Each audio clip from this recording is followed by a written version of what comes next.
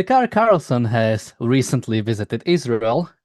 Kind of. He came to the airport to interview the U.S. ambassador to Israel, Mike Huckabee, and then he promptly left. Of course, there was a big sort of controversy started by him even there. He said he was detained. At least from my understanding, he wasn't even.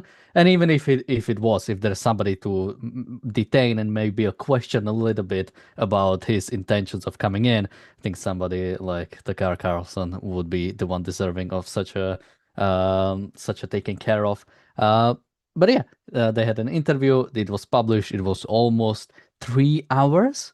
Obviously, we won't go through that. I tried to bring up a few clips that I've seen going around on the media a lot, but also even being published by Tucker Carlson Network itself. So we'll have a few clips that Dave decided to publish from the conversation. And we have one, which is, and we'll start with that, which is like Tucker Carlson introducing the conversation with Mike Huckabee. So we'll start with that first. But before that, I'm Daniel. Welcome to the Daily Objective. Joining me today is Alex. And Alex, any thoughts before we go into it? Oh, let's just get this. Let's just hear what this guy has to say. I'm sure it's very sensible. Cannot wait. Award-winning journalist here. So I'm expecting great things. Wait, actually win some awards? Yeah, he's won a lot of awards. Yeah. He's been on the scene for like 30 years. I mean, he was relatively well respected. That's fair. So let's look at the first one where, again, Tucker Carlson introduces the conversation. I really got the sense, and again, you can decide as you watch it, that Huckabee was not able to answer any of the questions, but also not really in charge. You really got the feeling of a guy sort of trying his best to repeat the talking points, but very constrained, like unable to say certain things, not because those things might harm the interest of the U.S. government. He was happy to attack, for example, the U.S. military and say they're more brutal than the Israeli military. Okay. But unwilling to say certain things because they might reflect poorly on the Israeli government. And you sort of thinking about this for a second, you're like, wait, you're the U.S. ambassador. You're our representative to a foreign country. Why is your red line criticism of that country? Shouldn't you be representing us? And it was very obvious he was representing the Israelis. Obvious. And again, you can judge for yourself. Yeah, and as Tucker says, I think people should judge for themselves. So I would just give people a couple of things to keep in mind when going into this conversation, because generally, I think sometimes Tucker like poses like an interesting question. So the idea, hey, what should ambassador sort of portray? Is I think an interesting conversation to have that Tucker Carlson is not interested in actually having. He just puts out a question there because to some extent, I mean, I wouldn't expect an ambassador to a country like shit on a country that he's being ambassador to, right? Like the whole purpose of an ambassador is to get some diplomatic relation with that country, is to build relationship with that country. So to some extent, I wouldn't expect Mike Huckabee like be this like biggest, like he is like you choose the ambassadors who have friendly relationship with that country. That's why you choose somebody like Mike Huckabee. But he already starts with he's not able to answer questions. He's not really in charge. Like come on, he like again, this is the idea that people are like being controlled by something else. Like Mike Huckabee is probably in that spot because he wants to be in the spot, right? Like he wanted this job. He likes the job and probably will have opinions and even, if you disagree with something that he says or something, but he is probably in there because he holds these opinions. In the same way that probably most people are in the positions they are because they fundamentally agree with it. But Alex, any thoughts you have from this start? Yeah, listen, it's just my opinion, but these people are horrendous, and he's not able to speak. Obviously, it's just my opinion. You judge for yourself, but he's obviously not, is he? Obvious, it's so obvious. Yeah, it's really quite astonishing, to be honest, to see this. Also, like Israel is a very small country, right? In terms of like economic power, it's like a mid-level performing small, country. Certainly, strategically from where it's positioned in the world, it's definitely good to have them on your side. But if Israel was, for example, to fall, um, America would have to just deal with it. They would have to get on with it, right? It's not as if this would be some catastrophic ending to everything for the United States, an enormously powerful country of such huge consequence. And again, it's sort of like the Iraq War thing, when I when have that they clip as well. they falsely would say, whoa, these people are so powerful, they can just bully, the Americans. The idea that somebody like Mike Huckabee or Donald Rumsfeld or George W. Bush, who were powerhouses, right? Condoleezza Rice, these are not people that you really can, like push into a corner and they're going to back down. Is that what you think about your leaders? That they are just weak, pathetic lapdogs who can't stand up to big bad Israel? It is pathetic. Yeah, and I mentioned this several times. Like, if Israel, a nation of 10 or so million, is able to like control America, America deserves to be controlled. I mean, at that point, if you cannot like defend yourself from influence of like a single nation, what are we really here for? It's the same people who like constantly criticize America. It's like, okay, like, do you even like it? Like America? Do you even stand by it? Do you even like? What do you like actually about America? If in your way the politicians are controlled, the people are too dumb to realize it, it keeps getting itself dragged into somebody else's wars and keep getting it's like people killed. Like, it's not really a nation that should be fought for, and that's what I said. That's why I don't think that's America. I don't think America, as much as I think oftentimes misguides what its actual interest is, I have no doubt that it actually goes after what it wants, even if it's not really what it should be doing. But since you mentioned it, I mean, let's take a look at the specifically where they do talk about the Iraq War. So let's see. How many boots on the ground has the U.S. placed on behalf of Israel? However many went to Iraq. We did that for Israel. No, I don't think we did. But you said we did it because of 9/11? That was the U.S. justification for it. But it wasn't for 9/11. So what was the actual reason? Well, that's the U.S. government told us it was for 9/11. They told us that they were part of it, that they had weapons of mass destruction. But they knew they had nothing to do with 9/11, obviously. Maybe There's no evidence. But I'm so telling what you was the that actual Israel reason? was not in that component. But Israel had no influence on our decision to invade Iraq. That's not what the people who made the decision say. They say Israel. Well, let me get back to the point. Gave us that information about the fake weapons of mass destruction. Where do you think that came from? Was, it came from Bibi. How many Americans put their boots on the ground for Israel? The answer is zero. Everybody who served in Iraq put their boots on the ground for Israel. Did not. Where did we get the information about the weapons of mass destruction that wasn't real? We didn't get that from. You're saying we got that from Israel? That Israel was one pushed us into that? Well, absolutely. You really believe that? I know that for a fact. And so does every. Yes, this has been widely written about and discussed. And I'm not attacking Israel. Like, they thought it was in their interest to take out a government that was paying the families of suicide bombers. I get it. I'm not mad at Israel about that. I never have been. I'm mad at the Bush administration and all the people who went along with this to the detriment of my country. That's who I'm mad at, not Israel. Bibi's doing what he can for his country, whether you agree with him or not.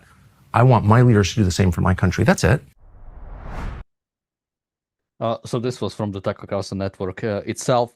And another thing to keep in mind is whatever he says, like, I can go after and like fact check it, but it doesn't matter. Like, he already said it. It doesn't matter what is the correction. So he's talking. I wish he said who he means by people in charge said it was Israel. Because like, I don't know who specifically he is talking about. My understanding is that the intelligence, one was sort of misguided what the intelligence actually says, and it was like sort of people repeating each other, but that it came from like either the UK government or sort of CIA and FBI, and then the big thing was the Colin Powell speech at the UN, right? And it was like a combination. And I understand that later they came, like Colin Powell, I think later apologized sort of for that speech, because he said, okay, that the intelligence we had didn't really fit what we were saying at the time. But I think this also goes against the narrative that they lied about this. I don't think there's any evidence they said that any of the like Bush or Colin Powell lied about it. They just were wrong about it. And Tucker just says, well, this was wildly written about and discussed. Well, what am I supposed to say to that? Like that's unfalsifiable. I'm wondering if people know that's unfalsifiable. If he says everybody knows that, I cannot prove him wrong. I cannot prove that statement wrong. But Alex, what do you make? Well, it's completely incorrect. So he keeps bringing up this point about Bibi. So Bibi is a skilled political manipulator. He is a master maneuverer. However, there's a little bit of a problem here. Okay, from 1998 until 2009, Bibi was nowhere to be seen. Right? He was not the prime minister. Okay, so yes, indeed, he did go and lick the arse of George W. Bush in 2002 and testify and say all of this. But he was not. He was not in the government. He was. He was not in charge. He was not the prime minister. Right? He was basically kind of a nobody. Right? He was not important on the scene. And moreover, the official Israeli position was that it was a bad idea to remove Saddam Hussein because they felt this will embolden Iran. And, again, like the idea that Bibi, who's not the dude in charge, can just walk on up there and bully people like Donald Rumsfeld and George W. Bush, okay, men who were known for not turning, right?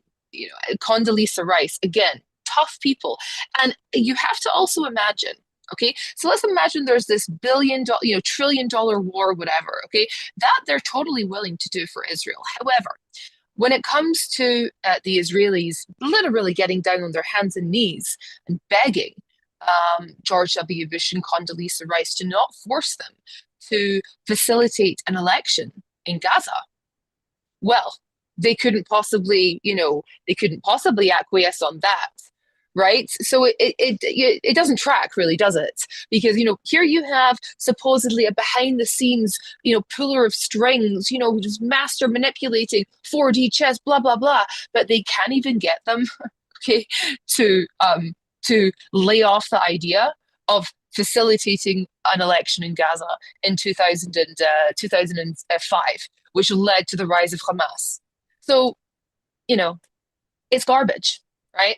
It's total garbage. And the WMD thing, I guess Saddam Hussein shouldn't have refused to allow the nuclear inspectors in, shouldn't have played this stupid game, right? I really think that Iran should have been the target of the war against terror, right? However, you can't sort of say that it's totally Israel. Israel deals with its own shit, right? Let's not forget Operation Opera, right, where they decided to unilaterally, against the request of the US, go and strike the nuclear facilities in Iraq. That's what they do. They deal with their own shit. They deal with their own problems, right? They don't need this big hoopla trillion-dollar war. Like, they can take out what they need to take out. Thank you very much. Yeah, absolutely. It's, again, it's the same kind. Like that's always my biggest problem: the unfalsifiability of like every single claim he makes. Like if Israel did something wrong behind the scenes where it pushed America into something bad it didn't want, which is like ridiculous in many ways. But let's say like Israel did something bad. I want to know about it. Like for context, it might not necessarily like completely like flip me, and because of one single bad instance, now I'm completely anti-Israel. People can take like the USS Liberty example, right? It's like Israel screwed up. That shouldn't have happened. But is like that one single case gonna completely overtake America?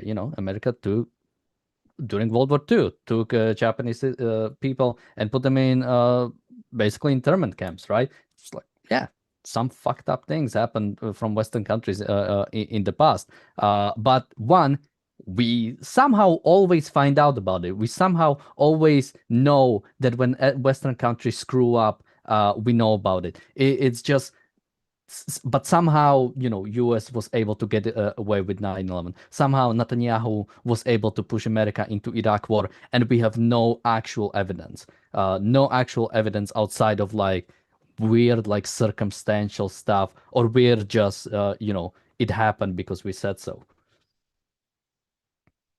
Yeah, and even the whole thing about the U.S. liberty. I mean, I really am quite interested in that one because, I do feel that there's those questions that have to be asked here. I mean, why was the United States spying on Israel? Were they passing information to Egypt? Right? There's questions to be asked about what happened there. The fog of war is a real thing, right? So one for third. that one specifically, I think the main story is that, yeah, it was sort of like I'm not sure if necessarily CIA operation ship, but an intelligence ship that was gathering intel on the Six-Day War because America wanted to know firsthand about what was going on. So that was the goal. If the idea, now the question is Well, it I mean, the second part of it is what were they doing with that intelligence? I mean, there's all those accusations that they were passing it on to Egypt, right? But again, I'm not going to get into Tucker Carlson level conspiracies, right? This is, I think, is a reasonable question to ask, right? And certainly, I ask these questions, and with no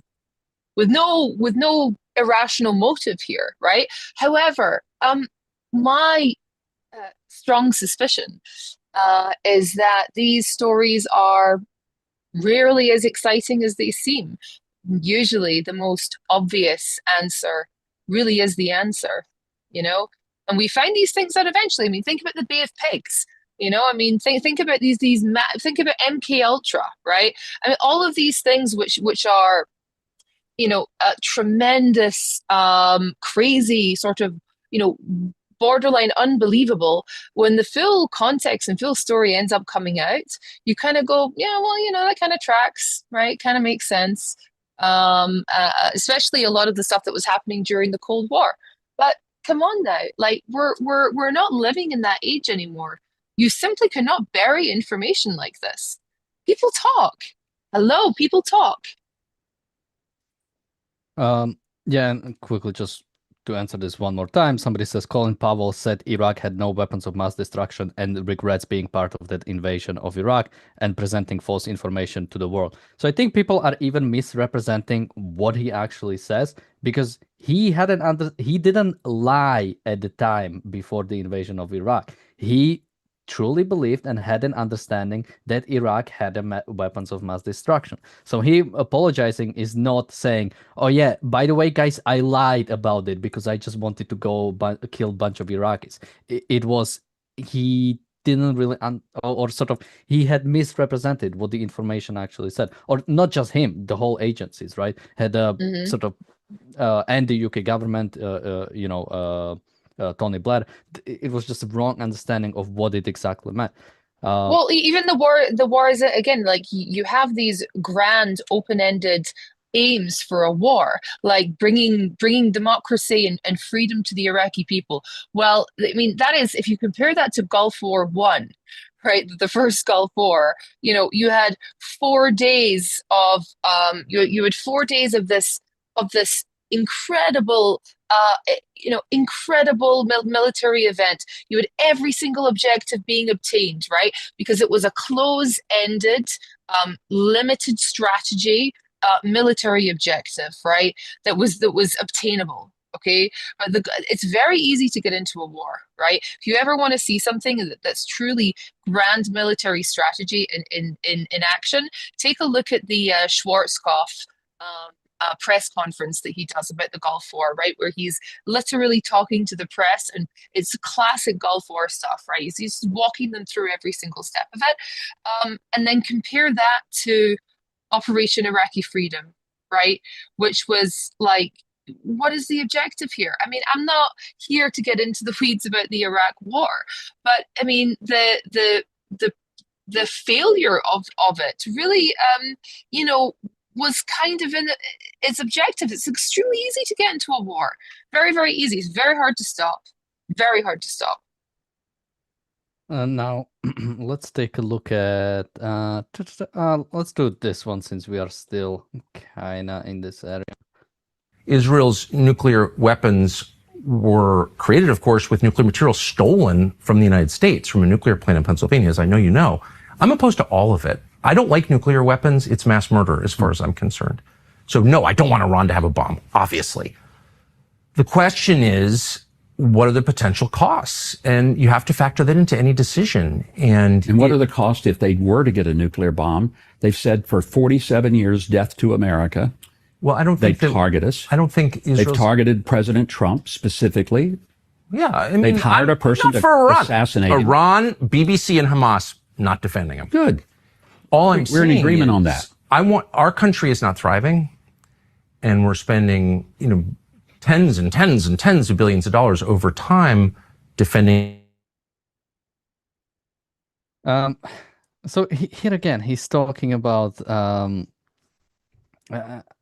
Well, one, he says Israel stole materials from America. I don't think even that's really confirmed. I think there is some that maybe, there is some information that maybe something happened, but most of the nuclear development, I think, happened with the help of France, which again, just a reminder that the USA came into being like this major ally of Israel only sort of after the 6-Day War. Before that, it was mainly France that was and the British to some extent. Czechoslovakia as well, also was a big one. Yeah, they were like major supporters of Israel. It wasn't America. So but he just asserts that, like, people know that. Then he has to defend it. I'm not for Iran, Hamas, or BBC. I don't know if he actually meant to say BBC or if he meant IRGC, because I know they also talked about maybe he meant BB. Well, it wouldn't even that wouldn't make sense in that context, but maybe. But and then he goes into our country is not thriving, right? That's not a random point he throws in. He's specifically making the claim that because of Israel, the America is not thriving because of the. But by the way, look at his ignorance, right? Because he says like tens of billions of American dollars are going into military. Like, he doesn't even have the right numbers. No, trillions are going into American military. He could make a bigger point, but I don't know if he's just ignorant or he doesn't know. I think he was meaning that billions are going into Israel. So I don't think that was the point he was trying to make. I think he was. I think he was specifically talking about American military. But yeah, even then, again, you're making a claim that doesn't make sense. Like tens of billions. I mean, that's nothing for the American government.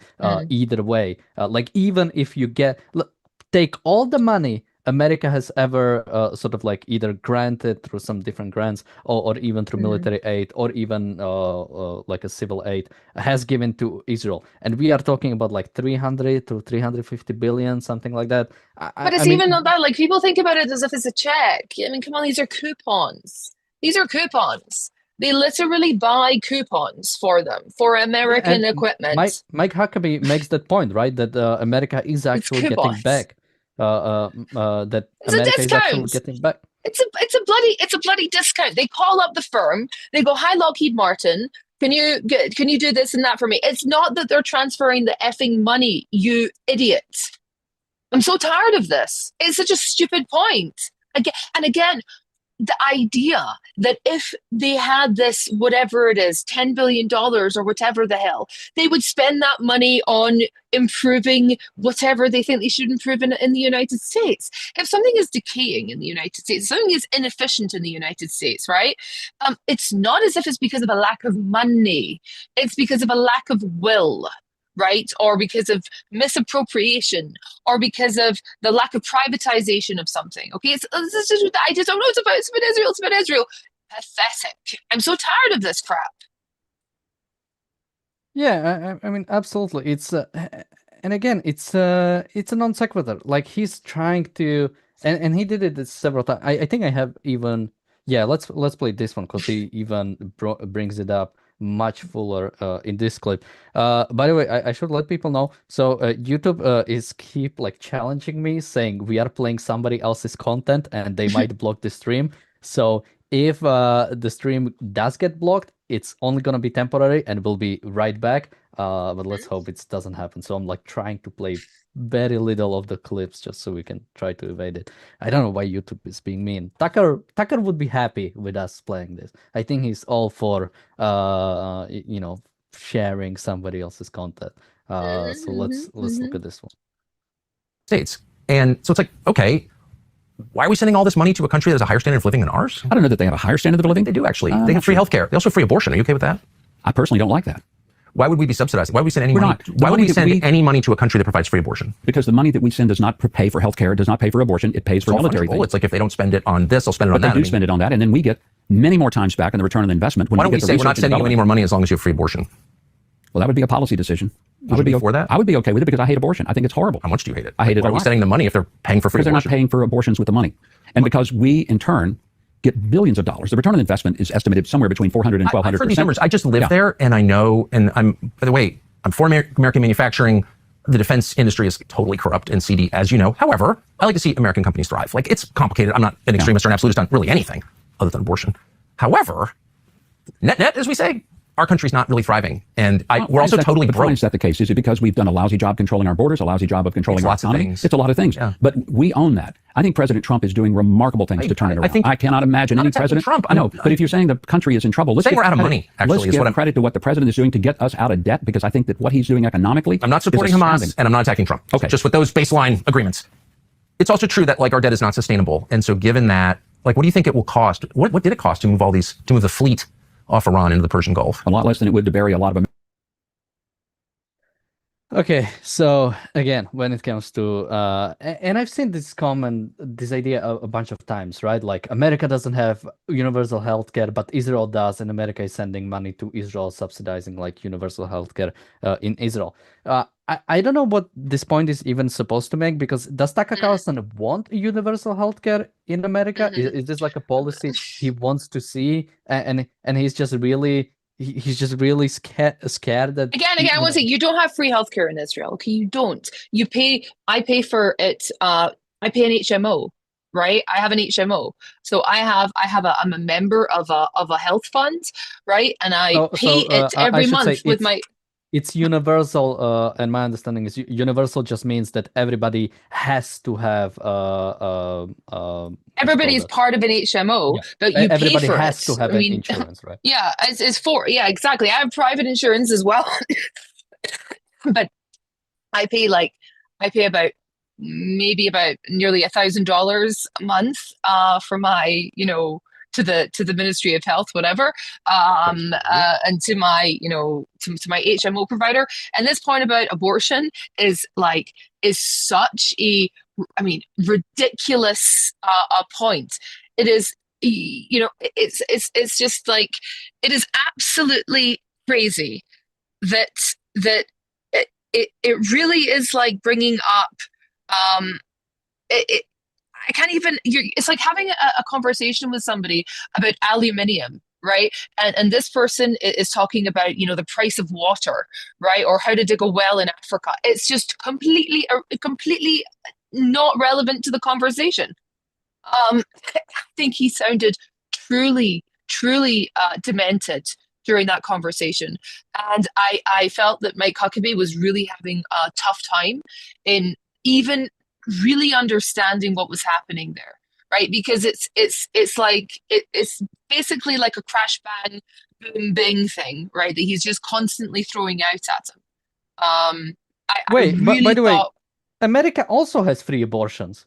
I mean, if you have an insurance, if you're assigned under Obamacare, I believe it covers abortions. I just quickly looked it up. So, like, it's the same thing. Like, it's not free in the terms of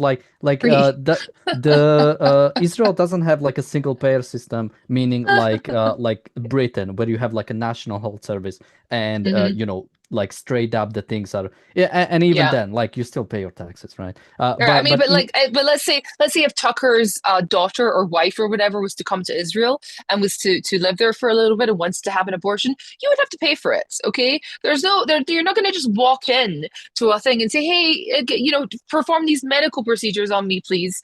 It doesn't work like that, right? But again, it is such an irrelevant point. Like, but the idea that the coupons for the planes or the coupons for the 155 millimeter tank shells are going to pay towards abortion, it is so preposterous. Yeah, and he And why also is he says, saying America's not thriving? America is thriving. oh yeah, he made the Ah. point that that like America has worse standard of living. I checked, it doesn't. Like Israel has worse standard of living than the US. I think I said, yeah, Israel is at place 27, USA is 17th. This is by the UN Human Development Index, which covers a long and healthy life, meaning life expectancy at birth, education, how the many of years of schooling and expected years of schooling, and also the GNI per capita, so sort of like basically GDP per capita, and it like combines all of that, makes a geometrical mean of all of them, and that shoots up a number, and then those get ranked. And America has been higher than Israel, I mean, forever. Like Israel had never had higher standard of living than USA. But again, these are like facts, right? This goes against feeling, because Tucker Carlson feels like the standard of living, and everybody in America feels like the standard of living is bad. But you know, just for context, most Americans probably never lived in other countries and don't know what actually the standard of living is like in other countries. Like, I've been to America. It's a crazy standard of living when I look at sort of what I Absolutely. mean, just the wages. I mean, Americans make so much more money than like an average person, even in developed Western countries. Like an average person, even in like the UK or Israel, like Americans make crazy amount of money. Yeah, my salary in if it was transferred into the standard that they have in the United States, it is it's 150% higher, right? I mean, that is how significant it is. Okay, and that's why so many people who are Israeli entrepreneurs and Israeli business people, they will go and live in the United States with their companies, and they will keep their workforce inside of Israel. Why? Because you have an educated population that you can pay far less. And don't get me wrong, okay? Like, you know, standard of living for people who work in my sector, in cyber or whatever, it's very nice, right? But still, that's the reality, okay? Of buying a house here. I mean, forget about it. Like it's you know, extremely difficult. I don't know, but again, like why are you so salty, bruh? Like I want to ask him that. Why are you so salty, Tucker? Seriously, why are you so salty? Let's well maybe this answers, you know, have you Maybe. Alex, have you heard about the ethnic cleansing of Christians in Bethlehem?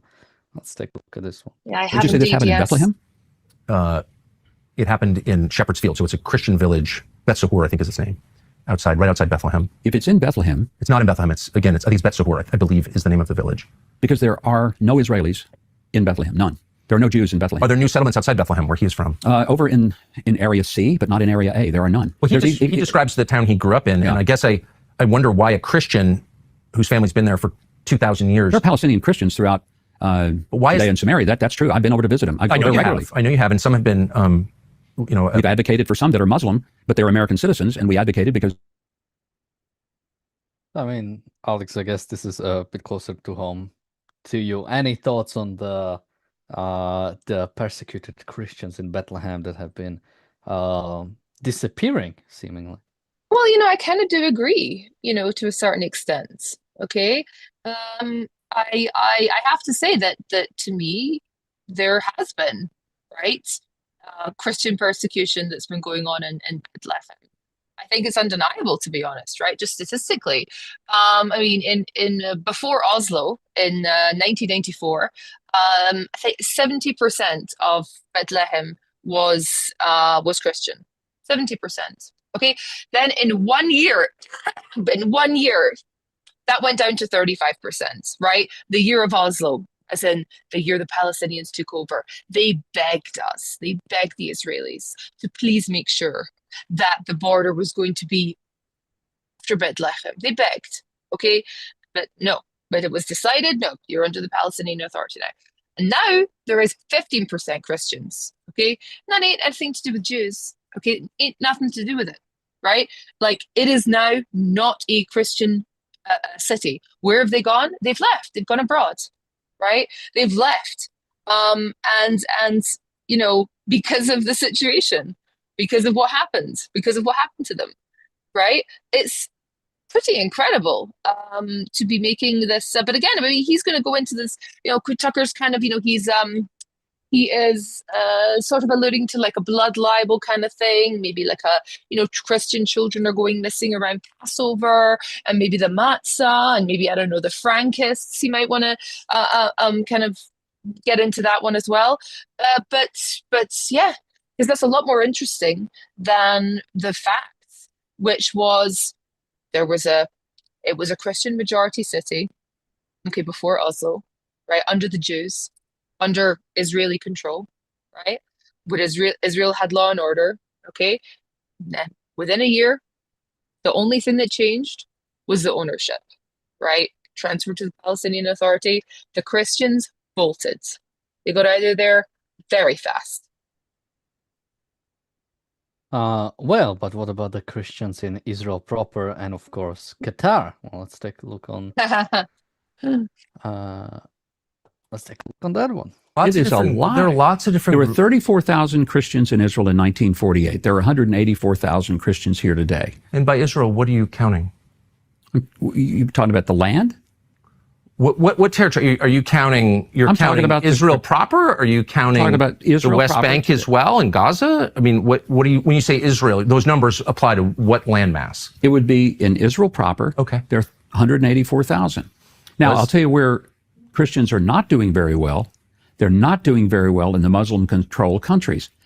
There's almost no Christians in Qatar, for example, except those who live in the Christian ghetto, who are the service workers. I'm sorry. Look, I don't want to argue with you. There are many more Christians in Qatar than there are in Israel. That's not true. It actually is true. And I refer you to Wikipedia, Mr. Ambassador. Wikipedia. I refer you to the government of Qatar, the government of Israel. These are knowable facts. Like I'm in Jordan, by the way, numbers are down. In Syria, the numbers are down. In Lebanon, the numbers are down. I'm just telling you that about twice as many Christians. But they live in the enclave. They are not native Qataris. Okay, we're mixing so many different categories here. I'm just saying I get things wrong all the time. You've just gotten something wrong, and I think it's important to acknowledge it. There are many more Christians in Qatar than there are in Israel. Fact. How many? Now you caught me. I don't know. I can look at my phone, but I was just there, and there are many more. Like whatever. But I just want to get to the point. How many more? Whatever. Cue in when like Takar was like, how many Iranians are there? Who was that with? What's his name? Well, now I cannot remember his name. Somebody might remind me. But it's like he's like whatever. So again, you know, fact check here. Although of course doesn't matter. Ted Cruz, thank you so much. So I think there's about double the amount of Christians in Qatar itself. But most importantly, none of them are citizens, because you cannot be a Christian Qatari. If you are a Qatari citizen, you need to be of Islamic faith. So you can, at least from what I've seen, that there might be like few, and there might be people who like practice it in secret. But as like a core thing, you cannot be like a Qatari citizen and be a Christian or be of any non-Muslim faith, which I would think, you know, that might be important to somebody like Takar, because Christians in Israel are actual citizens of Israel, if we are talking about Israel proper. I mean, Alex, any thoughts on this? You know, I wonder, you know, what happens in Qatar if you spread the good news, right? I mean, this is, I mean, Tucker, you're a man who believes in the good news. The good news is that the Messiah has come. Jesus is going to rise. Okay, that the world is going to be cleansed of sin, all of this stuff. I mean, you believe this supposedly, right? So why are you not, you know, what happens if you spread the good news in Qatar?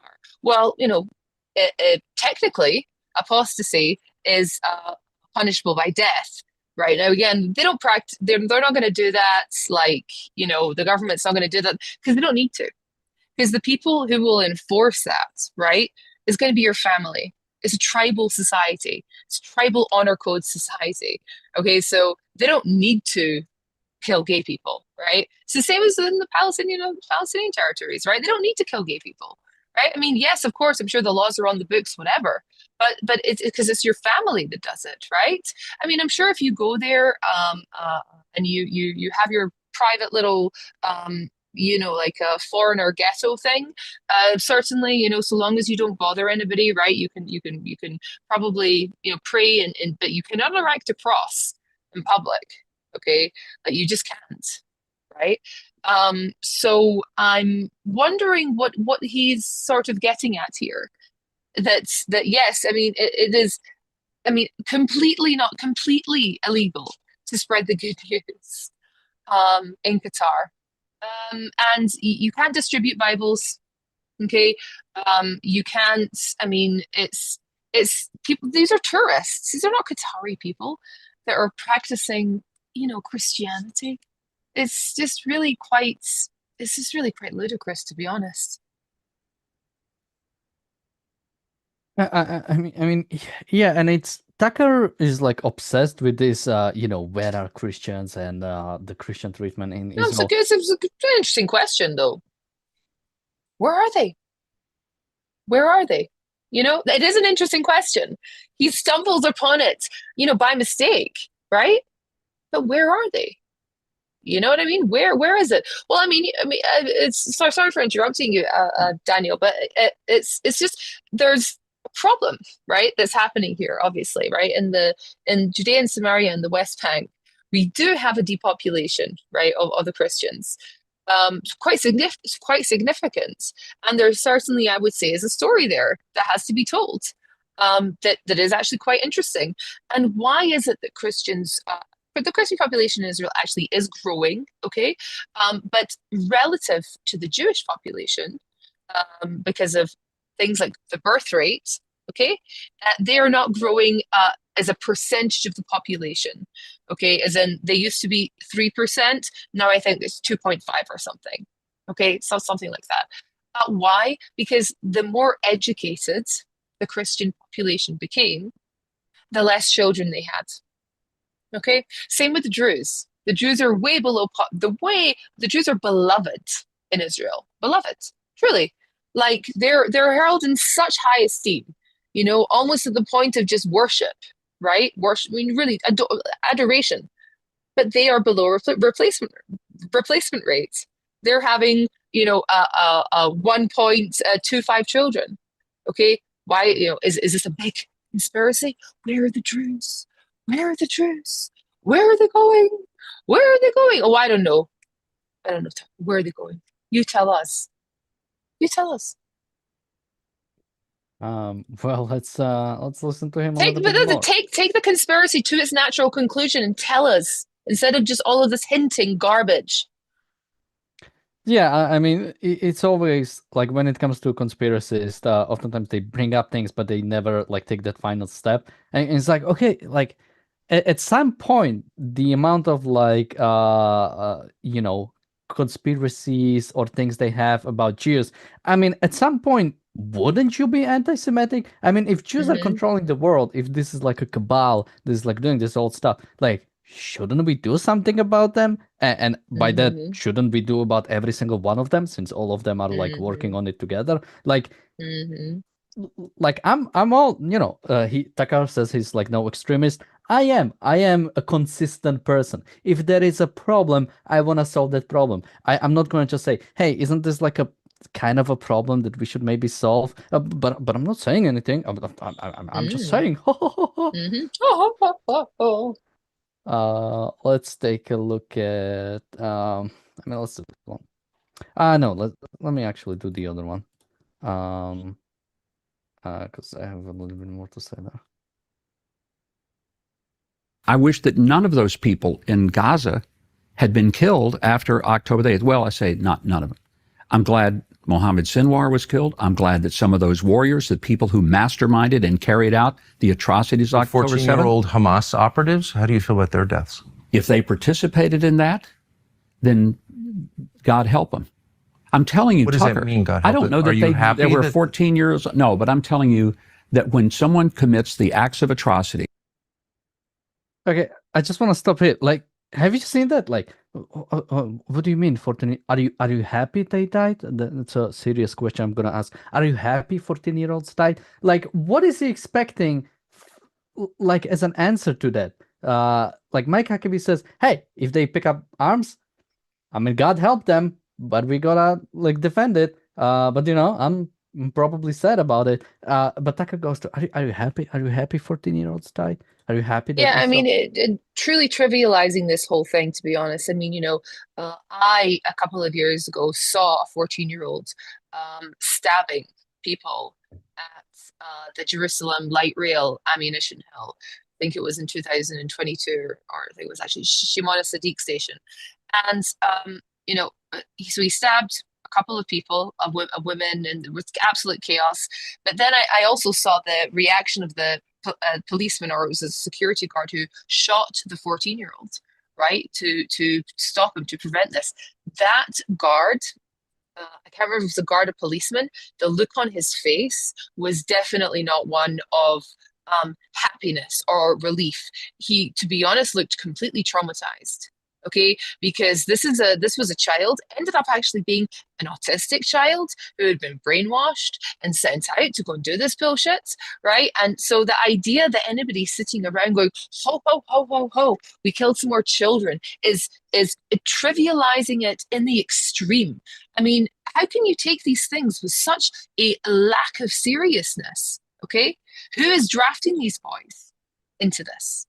Right? That's a bigger question that you have to ask yourself.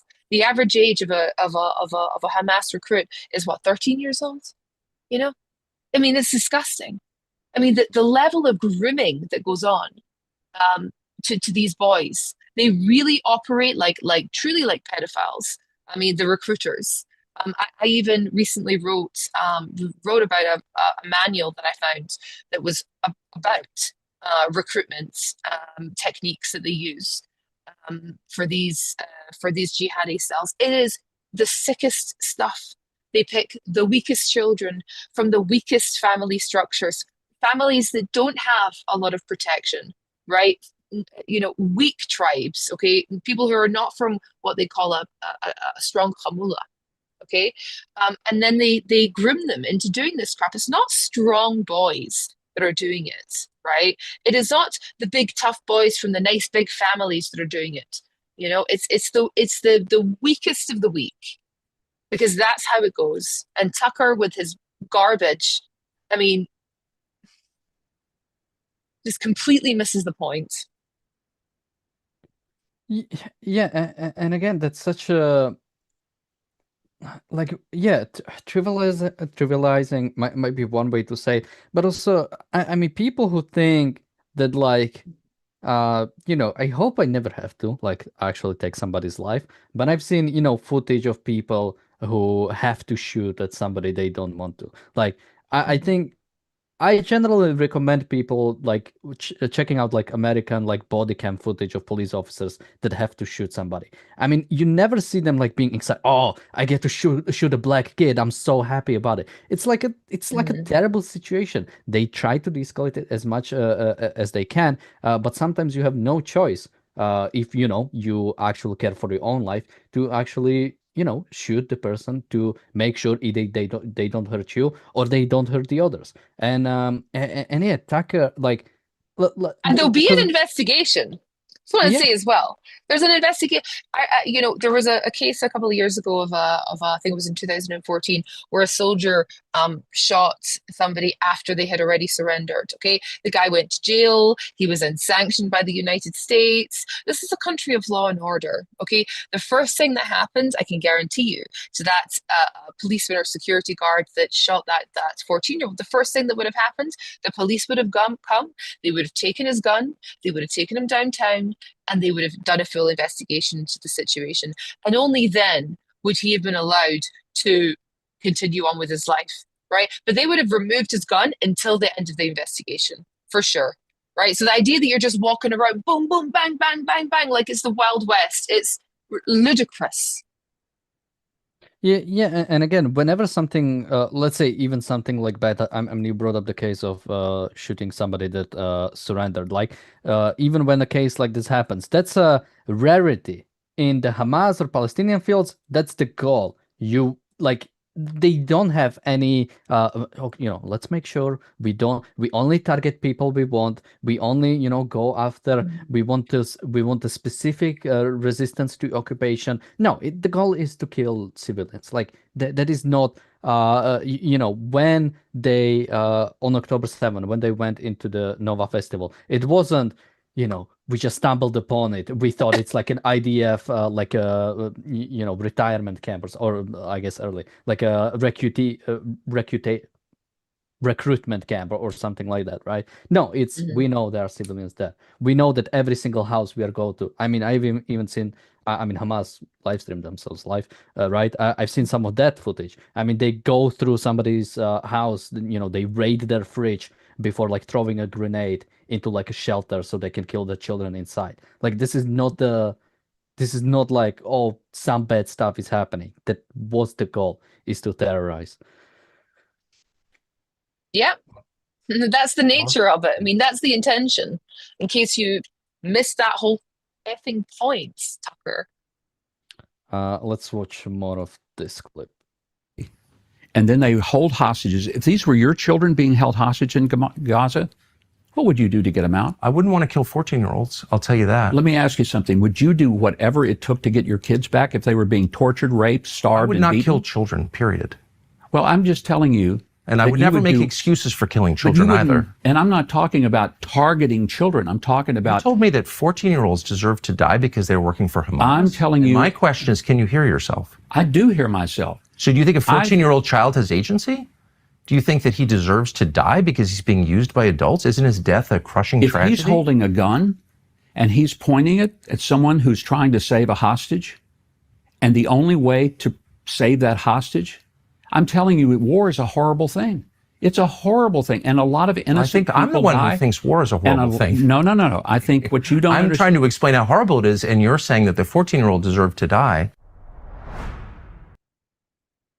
Like, imagine there's somebody, even 5-year-old kid is running around with a knife. No, it's okay. He doesn't have agency, so he cannot do anything. Like, what kind of thing is that? Like, in some ways, I'm more scared of like a 14-year-old with a gun than, somebody more grown up. Because at least, they might surrender, or they might think a bit more long term. But a fanatic like a 14-year-old that is running at you with a gun, I mean, we can talk about that being a tragedy. And I mean, we are talking about 14-year-olds like growing, like there is agency there still. But even if we are talking like completely like without agency, I mean, what am I supposed to die? Am I supposed to like get a bullet because he was brainwashed into doing what he doesn't want?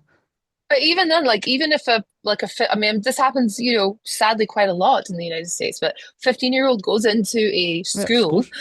Yeah, there you go. It's like Shukar like, stand back, everybody. Let him do what he has to do. Let's bring a social worker in to handle this situation. What are you talking about? Okay, let's let him slaughter, let him do whatever. Yeah, he's got a he's got an AR-15, he's got whatever. He's just gonna have to get it out of the system because we can't possibly hurt this child. Yeah, whatever. I mean, it's so. But the thing is, like I think I said to you earlier, that if you're gonna go full anti-Semite, right, then you really got to do it in a very clever way. And I think truly Tucker overplayed his hands this entire time. I would not kill children. I would not kill children. I would not kill children. Well, no one's asking you to kill children, Tucker. Like quite literally, nobody's asking you to do it. And it's such a ridiculous, like, it's not the families. Again, it's not the families of the hostages that are killing the children. Okay, it is the children that are sadly caught up in a war, right? In a war that was started by terrorist organization that's recruiting these children. Yeah, he's right. These children have I think they have very little agency, right? If you've been brainwashed by I mean, the things that there's videos of people who went through who are doing interviews of men who went through the Hamas schooling system, went through their terror camps, and the way that they speak is truly stuff that will just make your blood run cold, about them having to simulate being shaheeds, about climbing into graves at the age of 8 and 9 years old and praying over the day. I mean, truly the sickest stuff that you can possibly ever imagine, the darkest stuff. And again, this is always the weakest kids, because if you come from a strong family, if you come from a tough khamula that can protect you, your kids don't get caught up in this shit. You know, they don't, right? Because it's such a fool's game. It really is. Like, and everybody knows it. Even like the women who would get caught up in it, right? Back in the day, they were detested by their peers, right? By the other Palestinians. They were hated. Have we lost you, Daniel? Uh, oh, no. Okay, something happened with my Windows where like every single USB just disconnects for a second. So I'll need to reassemble my camera in a bit. But before that, let's actually take a look at the next video. And we'll do it like that. So I'll play it and then I'll come back.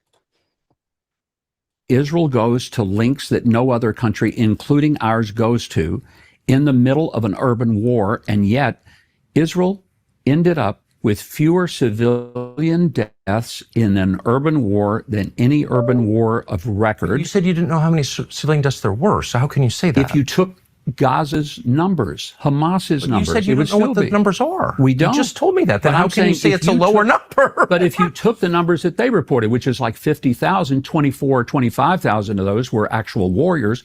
How many civilians? If you I think took the all of their numbers numbers, range from 120 No. to 78. Those are the ones I just read. I don't know if that's real. I don't know either. I'm asking you. Yeah, You're the and I'm US telling you, ambassador. those numbers I've not heard, have not read. The numbers that I think are So, okay, it looks like oh, there we go. So here we go.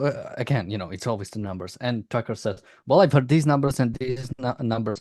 And it's like, well, if it matters to you so much, how do you not know where the numbers are from? Like, I've looked into like how both the Hamas methodology and also the UN methodology when it comes to like verifying those numbers work. So I know something about how they arrive to those numbers. I know about other numbers like the 186,000, whatever that was published. What's that in number Lancet. from? That's Oh, it was Lancet. Lancet. Yeah. Oh my God. Okay, fair enough. So like every single number somebody brings up, I know the origin of it, and I can explain like how they arrived to that number, and we can talk about it. But like Tucker doesn't care. Like his goal is not to actually find, because a question of how many people died in this war. It's an interesting question. I mean, how do you know in such a conflict about how many people exactly died? And so it's an interesting question. We can have like a discussion about. But again, what is our goal here? Like, what is Tucker's goal? And even the way he like look how much he wants to disagree. Like Mike Huckabee tries to go, okay, let's take the numbers. And the reason he is trying to do that because, if Hamas is faking the number, they would obviously want to inflate the numbers. So we can assume the numbers are true, and he can still like make his point, with his point being that the civilian to military casualty is low when it comes to Gaza. But Tucker is like, well, you just said it's not true. So so why are you making it? And it's like, because he's like trying to make a point, even like taking the numbers. Yeah, I know. And that's the problem, is that when you try to argue with stupid, they just drag you down and they beat you on the head with experience, right? I mean, Tucker's very good at this. Okay. You compare the interview with Mike Huckabee to the interview with Putin, right? Where he let Putin go on for, which kind of interesting, to be honest. I was actually, people were very upset by the Putin interview. I actually quite, I found it quite illuminating, and for all the opposite reasons. Okay, it was all very ironic. I mean, it's like, Tucker asks, what about the current Ukrainian situation? Well, in the 9th century, the Rurikids came into the Kievan Rus, and it's like Kievan Rus, and then we had the blah blah blah, and it's for an hour. I think he let Putin ramble on, but Mike Huckabee can't even finish the sentence. Absolutely. Can't even finish his sentence. And he's trying to imply that Mike Huckabee is somehow an enemy of the United States, is somehow is Mike Huckabee who is disloyal to the United States. Whereas Tucker courting every single two-bit enemy, across the world, flirting with these anti-American ideas, with these American deprecating ideas, the rampant spreading of anti-American propaganda is really quite astonishing. I mean, it's really quite a thing to see here. And he always does the whole same thing. He's always like, I'm against nuclear weapons. I'm against. Okay, so let's take it to its logical conclusion. If you're against nuclear weapons, Tucker, then you are pro killing what, 250,000 American soldiers to go into Japan and finish that war, right, in 1945. I mean, it was said by General MacArthur that in order, normally you would say that a battalion is decimated when 40% have been destroyed. And the problem with the Japanese is that if you had 100 of them, right, and 98 of them were killed, then 2 of them would have to commit suicide, okay, because they were that dedicated, that fanatic about it. So that's what he's saying. Okay. All right. Okay, so that's your you've done your calculations. That is morally acceptable to you. I would like you to come out and say it.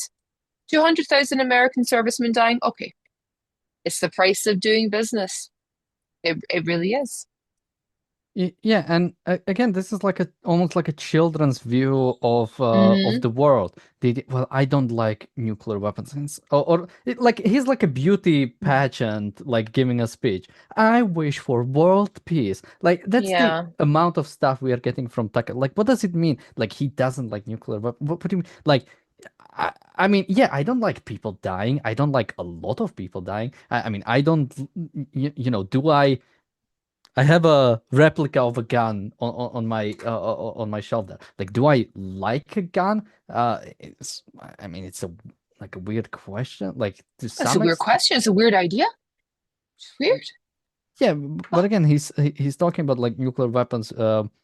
Or you don't even have nuclear weapons like that like the nuclear weapons or the nuclear bombs dropping in Hiroshima and Nagasaki. I mean, even if you look at the bombings or if you look at Vietnam with like napalm or Hmm.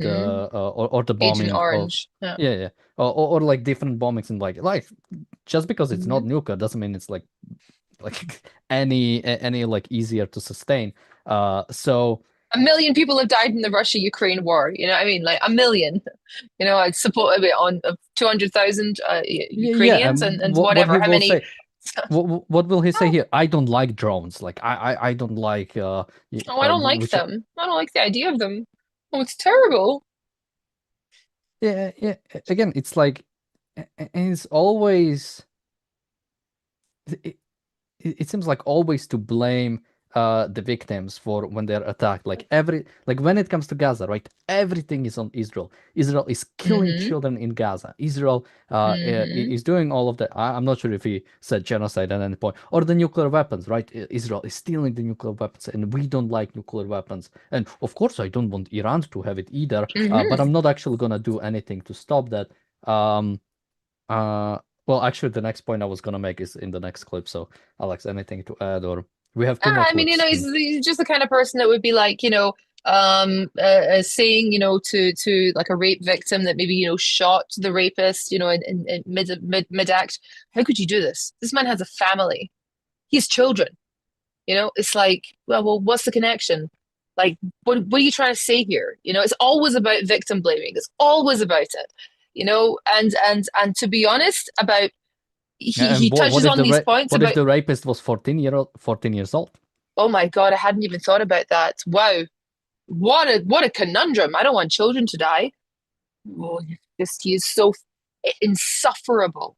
Honestly, insufferable. He's like Pollyanna. Have you ever seen that movie Pollyanna from back in the 60s? Everything's gonna be okay. I don't like anything bad. I'm gonna do the glad game. You know? Okay, Tucker, thank you. He sounds like a Miss America pageant contestant. Well, let's take a clip that I subtitled "American Democracy." How much does it matter what Americans think? Well, it matters every bit what Americans think. That's why Okay. Americans vote. It's why Americans have the opportunity to have free speech. We want them to have that. Okay, so what percentage of Americans support a war with Iran? I don't know. Do you know? I do. I think it's around, I saw the numbers yesterday, I think it was like 21%. Okay. Is that enough to have a war with Iran? We don't live in a world where you have a poll taken to find out whether our policy should be a particular direction. Because I thought you just said that that's we direct vote. democracy. No, we care deeply about it. But on the other hand, do we make the decisions of foreign policy and even domestic policy based on We what care the deeply latest about poll it in number what is? sense? If we're ignoring it, then in what sense do we, quote, care deeply about it? Well, I think we care deeply when we see there's a threat. No, but about Americans' opinions. So you've got 350 million Americans. They voted in this last election on the basis, in part, of the promise no more wars. Okay, so now we're about to have a war, looks like. 80% of people are against it. In that range, let's say 70%, but nowhere near majority support for this war. And it's not direct democracy, but it is a form of democracy. It's representative democracy. The ultimate form of democracy in our system, in a republic, because we're not a true democracy, we're a republic. Exactly, right? It's a mediated democracy. It'll be. So, and here is another thing where I'm like, that's an interesting question. A politician gets elected for 4, 5, 6 years, depending on what country you're in. What should be the policy, especially on the coming things, right? When it comes to when Trump was elected, the war with Iran wasn't really a ballot question, and now it is. How do you reconcile what we have in the polls of what the Americans want and who they actually elected, which is who is in charge right now? That's an interesting question that, again, Tucker Carlson is not interested in that conversation because he already has all the answers. But here is the thing, like, oh Jesus, what's his name? I forgot. Mike Huckabee. Mike Huckabee has the, I think, interesting answer of we don't go by polls because they change often. And he later goes on to even say, generally, citizens don't have all the information about what is the correct decision because some of it is like secretive stuff and some of it is the purpose of politicians is to sort of take since they have or they should have more expertise in all the fields, they should make better public decisions. But even when you go by the polls, because Tucker says only 20% of Americans believe or support war with Iran. Yes. And 80% of Americans think Iran shouldn't have nuclear weapons. 87. Yeah, the Cato Institute said 87. So and how even do we then, reconcile that?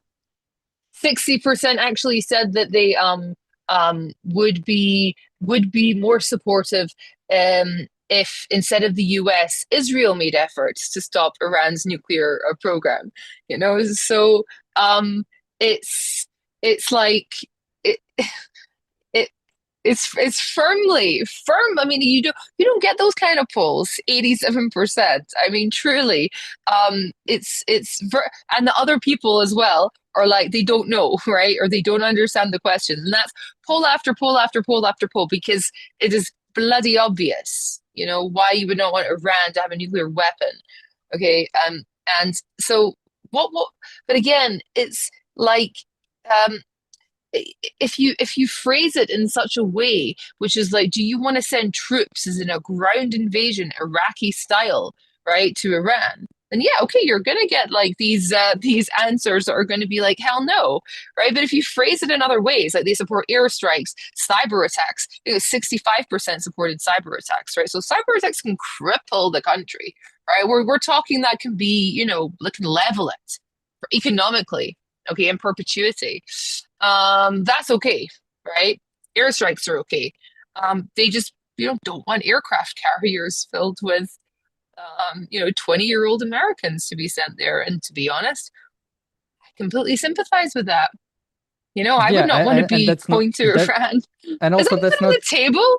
Yeah, that's not even a conversation, right? Nobody, like even the most like neocon, the most jingoistic, like American politicians like or even like influencers don't really advocate for like American boots on the ground when it comes to Iran. Even the most ardent like supporters of some action in Iran would be either on the sort of like Trump side of getting B-2 bombers or yeah, potentially like cyber attack or getting the again more ships in the region. Like nobody actually is advocating for like an actual ground invasion when it And comes a to ground Iran. invasion would be good for them. Okay, always. A ground invasion always means what? It always means fewer civilian casualties. That's what it always means. Okay, like every time. Okay, so unanimously in war, whenever you have a ground invasion, whenever you have actual troops on the ground, you have fewer civilian casualties. And by the way, the idea, Donald Rumsfeld, I think it was Donald Rumsfeld, was kind of, toying with this idea. He was speaking to the generals back in the day, like, hey, like, if you were to do something in Iran, like, how would that go? And they were like, no, not in a trillion years. Okay, like Iran is we've spoken about this before. It's uninvadable. Okay, so it's uninvadable. You can maybe send a couple of like special forces, soldiers or whatever, but like the idea of a massive ground invasion into Iran, I mean, we're talking like Alexander the Great, right? And we're talking about that level of or the Mongol Empire, We're talking it's been that long. It's been that long. Yeah. I mean, there's definitely those type of countries that especially if you compare it to something like Iraq, which I think Iraq is generally just flat unless you go like to the north. So yeah, it's like some countries are much easier to invade than others. And again, it's not even conversation. There is no I like not even just invasion, but I mean, then you have to do the occupation. I mean, who the hell Hmm. would want to like occupy Iran How do for? you even resupply? I mean, how do you do any of this stuff? I mean, you know, it's insane. It's crazy. It's totally nuts. And that's really the problem. Is like the United States military, people think about it as an army. It's a logistics operation. That's why, when the Russians would no longer let them use their territory to resupply in Afghanistan, they really were in quite a sticky situation because, you're talking logistics, you're talking food, you're talking armaments, you're talking, barracks, you're talking building a city, several cities. Okay, like, come on, guys. It's silly. You're being Yeah, silly. You're being very, very silly. it's kind of interesting. Like, I think people do not really have an understanding of like what a US military base looks like. Because I've talked to a few people who like grew up on bases, right? Because their whole They're family cities. lived on base Yeah. because it's like miles long. Like they have their own Yeah. like, I'm not sure if as far as like Walmart, but they have straight up like straight up like supermarkets Or in many of them. Like hotels, McDonald's. Okay. I mean, it is a huge operation we're talking about here. Even just the logistics of feeding a battalion for a day. Okay. Do you know what you have to do in order to facilitate that? It's that's what it is. It's a logistics operation. Okay. But again, I mean, Tucker's not here to take anything seriously, Daniel. Okay, he's not here to take anything seriously, and the problem is that he previously, okay, was was asking smarter questions. I think he's always been a bit nutty, but let's say he was, he does know all of the answers to these questions. So it's all an act. yeah. It's a dummy act. Okay, this is what he's doing, and it's so transparent that really it's wearing very thin. I think it's really, like I said, he totally overplayed his hand here. Yeah, absolutely. I think somebody like Tucker, and I would even go to say that somebody like Candace are Mm, like absolutely playing into like they know what sort of people or what their listeners like. I actually had an interesting point recently because I think I watched, was it specifically? I'm not sure if it was Tucker or Candace Owens. They had like a conversation with somebody, and I started noticing a lot of like Muslim people in the chat.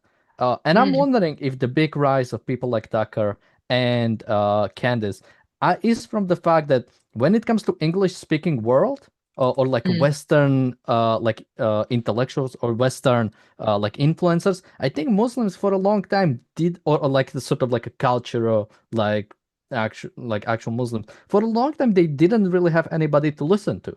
And now that people like Tucker Carlson and Candace Owens are going in this route, they suddenly find a lot of in common with these people, and and like you now have this huge untapped audience that was untapped for a long time, sort of like a kind of mainstream, because again, like the conspiracies, the anti-Jewish stuff is very. I mean, we should be honest about it. It's There's lucrative. a lot of anti-Semitism when it comes to Muslim communities.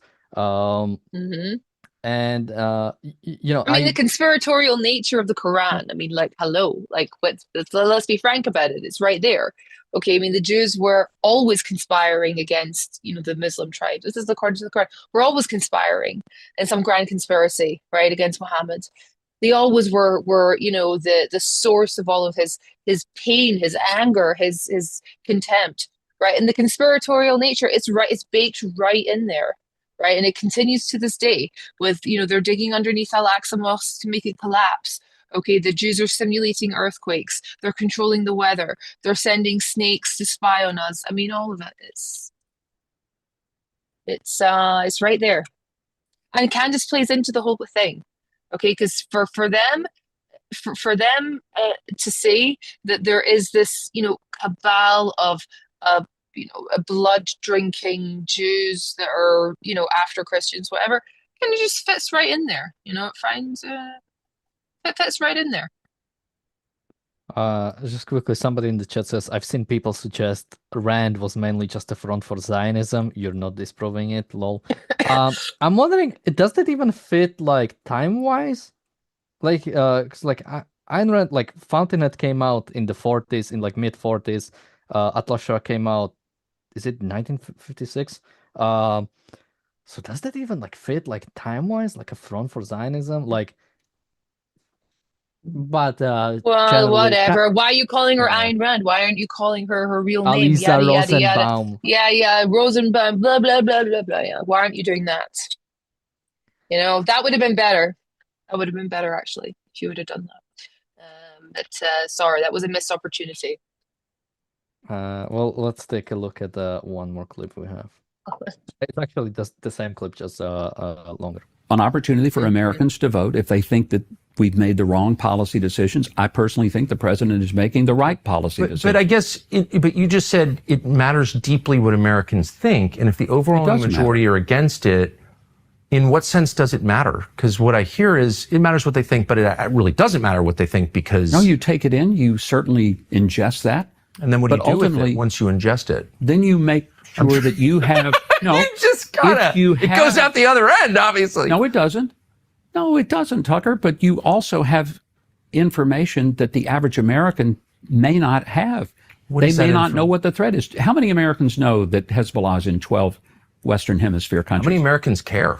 Well, I would hope they would all care. How many Americans know how many people from Iran, from terrorist cells, have come across Joe Biden's open border? How many Americans care about that? I definitely care about that. Okay, you care about it. Why haven't they been rounded up? But they're trying. But you got all these blue state mayors and governors making it very difficult. I get it. But thank God President Trump is trying to get it done. Look, I'm totally all for that completely. Okay. I guess what I'm saying is that most Americans, I've never met an American who thinks, other than like the people who have ideological reasons to pretend they think it, that the imminent threat to America is anything having to do with Iran. The imminent threats to America include like bankruptcy from too much debt, your son ODing on fentanyl, your neighborhood completely changed. So here again, he kind of goes into like he doesn't make a good case for like Americans, like how many even how many care that Hezbollah. I mean I think generally I would say it should be somewhat of a lower priority, especially when it comes to like your own personal life. But when it comes to like politics, especially foreign policy, I mean, that should be definitely a care. And he makes the case for politicians, right? Like an average citizens probably doesn't know about like IRGC involvement when it comes to trying to even assassinate Trump, or like what exactly is the connection there. He is making a good point for why it's actually good to have a representative democracy, because you have a certain people we elect because we believe they hold similar values to us, and they can actually project those values in many different areas. In the same way, you hire a doctor because you have no idea about how really a human body works, but you have a trust in him that he has your interest in mind, or at least he has understanding of your situation and is trying to put forward to it, or like, sustain it. Alex? Yeah. It is slightly difficult, really.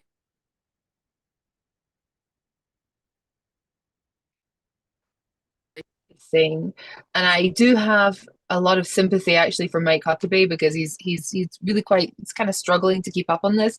But he's trying to sort of send out into the atmosphere this idea that if we were just not concerned, if we just didn't bother, okay, with thinking about the threat from Iran and the threat from whatever, that that the United States would do something about the fentanyl supply, and there would be fewer drug overdoses and fewer drug deaths and all the rest of it, right?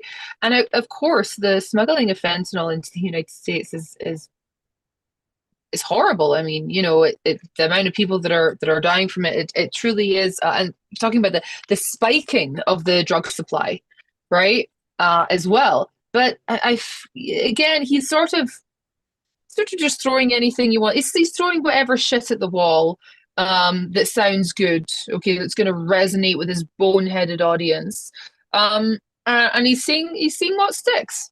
He's seeing what sticks. Some of it will stick, but again, like I said, I'm not so sure that this was a. I think this was actually a very a poor move on Tucker's part. This whole thing was not great. Yeah, and so we have Ia Reichel joining us, who I think saw the show and wanted to come on. So, I mean, Ia, did you see the whole conversation or even most of it? And do you have any sort of overall points you wanted to make? And we can discuss it for a bit longer. So basically, I wasn't meant to be available tonight, and I've just happened to see you guys on YouTube. And I'm so happy to have the privilege to just message Daniel and say, hey, I want to join. So here I am. I haven't seen much. I just want to use this opportunity to say that I condemn Tucker Carlson. He's an evil, nihilist, power worshiper, like in a sense, he's striving for political power so he can wreak havoc and I guess get some fame or some power or whatever. So his poor kind of monster can get the kicks out of it. It's just sad. He knows what he's doing. He's a pro-rationalist, and unfortunately he's rationalist for the bad guys. At least you could have been a rationalist for the good guys, but you choose to be a rationalist for the bad guys, which is just so lame. He uses, as I said earlier in previous shows, he used irrational and unbased doubt to basically use it as a joker card to bring up any point he wants, regardless of its connection to reality. He just uses doubts whenever it's comfortable, whenever it's against Israel. If there is a point in favor of Israel, he uses doubts to eliminate it. If there isn't a point against Israel, he uses doubt to bring it up. It's just very lame. And I just want to say one more thing, that I think I've seen some of the interview, and there was an argument about like what gives a country right to exist. I don't know if you covered it.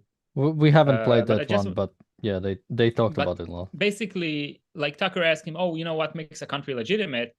And then, the ambassador answers basically, "Oh, well, if it's established and it follows international law and blah blah blah." But that's not a good point. And then they started fighting about like Israel's right to exist and whatever, all those traps Tucker said. But you just need to say it and be proud of that. Like, a country has a right to exist, a regime has a right to exist if it respects the rights of its citizens.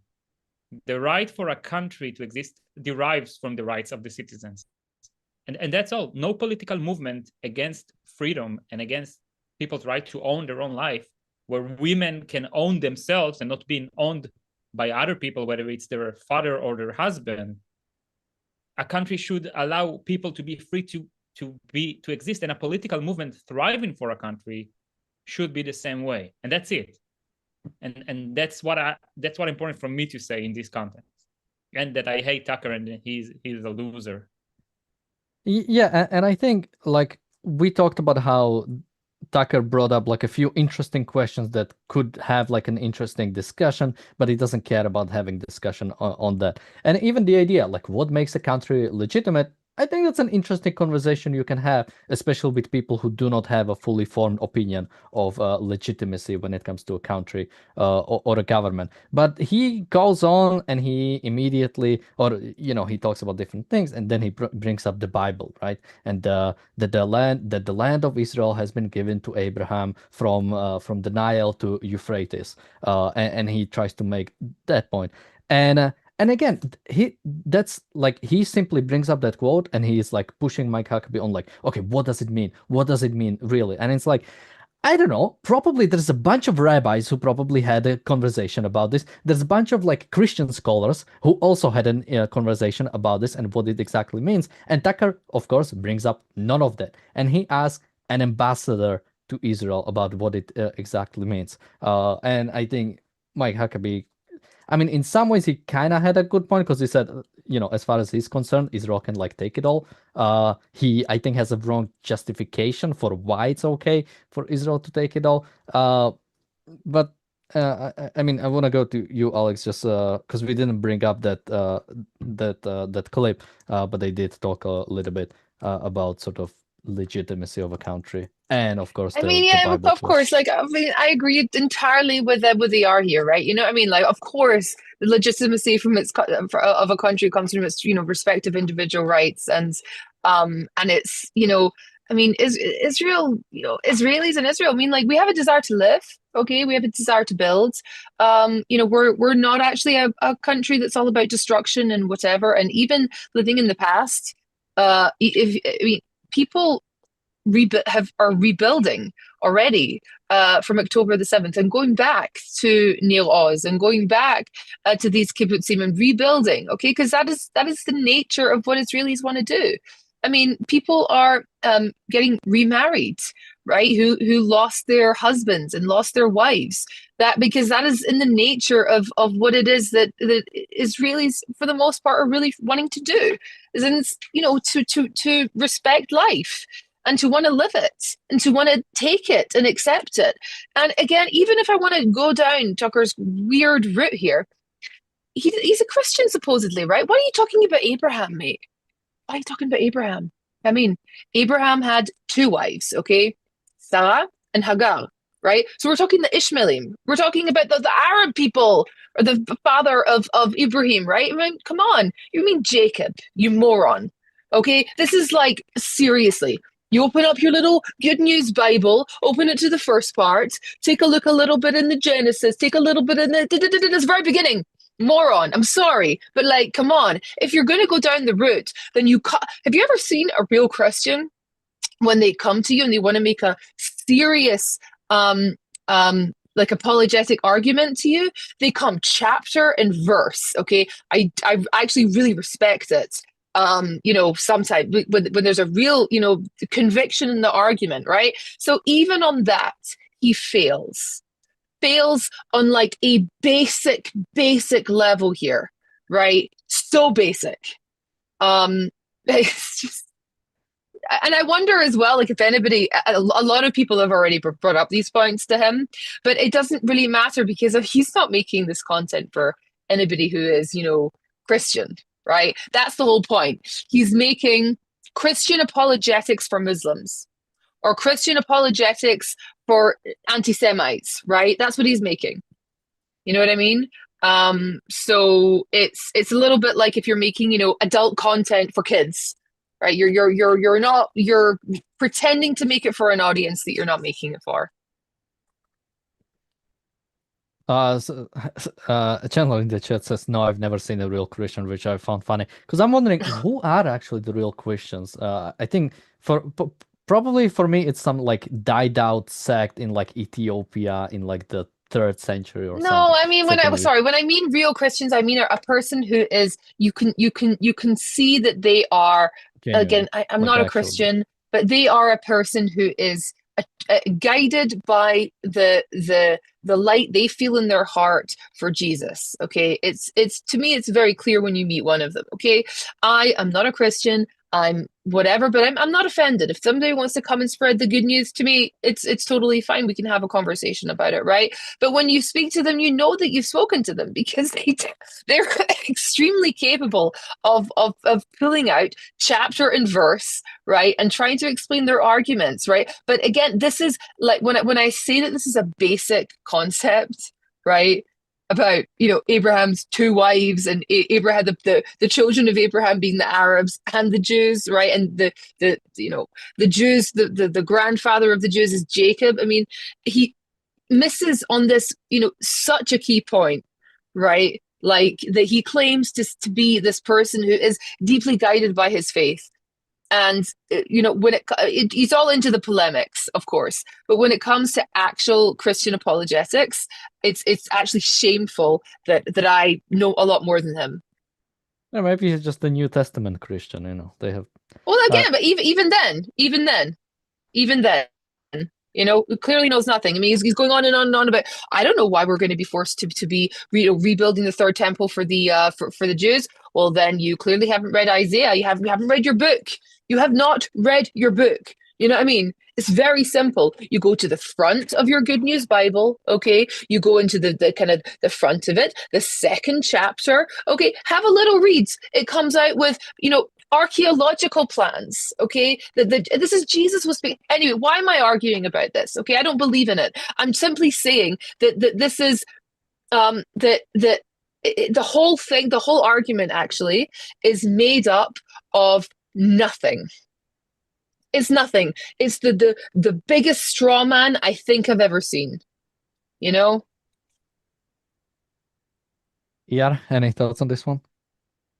Yeah, on regard to the greater Israel argument, this argument is a joke. It doesn't stand any test in reality.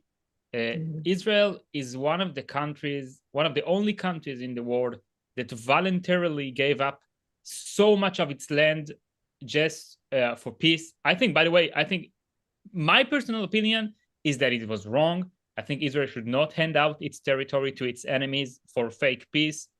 I think Israel has moral right to take over whatever land people are willing it, like the citizens are like, wherever citizens desire to have more rights and are willing to stand for it. So Israel has basically a right to implement it over there if it wishes so, which it doesn't. That's the point. The point about the greater Israel trope is as if the Israelis want to unjustly take over land surrounding it. And as I said, Israel just mostly giving up land. And the reason for this argument, this greater argument, is just an excuse. It is a rationalization for classic anti-Semite tropes. So we have all of those people, whether it's because they're Muslims or because they hate themselves or they hate the concept of selves, or they're collectivist or they're altruistic, and they see the successful Jewish man in a state where he's protected and he's not a victim anymore. And it messes up all of their view of victim mentality, because Jews has been the ultimate victim of the 20th century, unfortunately. Yet they see them thriving, and they hate themselves and they hate the successful. So they say, oh, those Jews, they want to have the greater Israel, and they're so evil, and they're abusing and whatever. Just a bunch of stupid lies that people are lying to themselves. And it's just so pathetic to see people bring up the greater Israel argument. And once again, Huckabee's answer, I think he answered like on a theological level, like in the sense of like his understanding in religion. It's like, yeah, when you look at religion and like my knowledge in the Bible, like his knowledge, like, yeah, Israel has a right for those territories. And this is a bad answer because, like, in the political level, Israel is not claiming or attempting to expand. It's just not. Israel is having so much trouble with like the most justified territory ever, like Judea and Samaria. Literally, the name of the goddamn place is Judea, and Israel is having a hard time to annex it. Either it's already occupying this area and everything. So all of this argument is so profoundly stupid. Yeah. Yeah, I mean, generally, when you go to, the founding of Israel and when it was founded, trying to like trying to say that, Jews are just going from this, like, from the Bible, like that's the only justification. And it's like, yeah, everybody remembers Tel Aviv in the Bible, like the great city of Tel Aviv. It's like, come on, like, what are we actually talking about here? I'm just looking at the chat for anything more interesting. But no, I think we've covered more than enough today. But like we said, the conversation they had, the interview was like 3 hours long. We're not gonna cover the whole thing, and I'm sure we've missed a couple of things. I just try to pick up everything that I've seen rolling around on social media. With that, I think we can start wrapping up. But I'll bring this up again, and that whole thing about Tucker getting detained in Israel.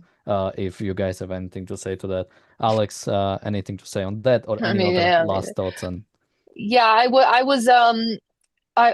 was detained as well today, unfortunately. I was trying to get into the shopping mall over here in Malcha, and I was the guy he asked me to take a look in my bag, and it took maybe 45 seconds or so. It was a very dangerous, very shameful, very awful detainment. And I'm not really sure how I'm ever going to get over it. And I remember, Daniel, indeed, you were detained, weren't you? When you were leaving Israel, right? They asked you, what was it, about 20 questions, it's like a half an they, hour thing. oh my gosh. Are you okay? I'm so I sorry. mean, Oh my good Lord. when I was entering, the woman asked me like 3 questions and then let me through. I mean, it was. I felt like a second-class citizen. I mean, what can You I? did. Good. We want to make sure that you're feeling like that. Yeah, so this person is really a joke. And I think that the more that this sort of continues, the more transparent I think it does become. However, I think that one mustn't really ignore it.